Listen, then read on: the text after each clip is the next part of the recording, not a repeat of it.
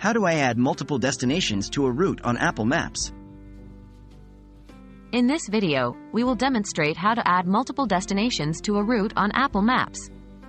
This is a convenient feature when you need to make several stops along the way to your final destination. How do I start a new route on Apple Maps? 1. Open the Apple Maps app on your iPhone or iPad. 2. Tap on the search bar at the bottom of the screen. 3. Enter the address or location of your first destination. 4. Tap on the directions button. 5. Choose your mode of transportation: driving, walking, or transit. 6. Tap on the route button to start the route. How do I add a stop to my route? 1. While viewing the route, swipe up on the bottom panel to reveal more options. 2. Tap on the Add Stop button. 3. Enter the address or location of the next destination in the search bar. 4.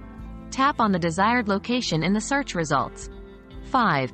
Apple Maps will automatically add the stop to your route and recalculate the travel time.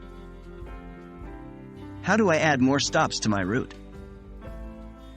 You can add more stops to your route by simply repeating the steps in Section 2. Apple Maps allows you to add multiple stops, making it easy to plan your trip with several destinations. How do I rearrange the order of the stops on my route? 1.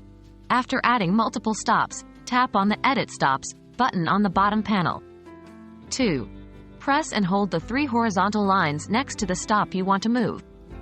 3. Drag the stop to its new position in the list. 4. Release your finger to drop the stop in place. 5. Apple Maps will automatically update the route with the new order of stops. Now you know how to add multiple destinations to a route on Apple Maps. This feature can be extremely useful for planning trips with several stops, whether it's for work or leisure. Enjoy your journey and explore new places with ease using Apple Maps.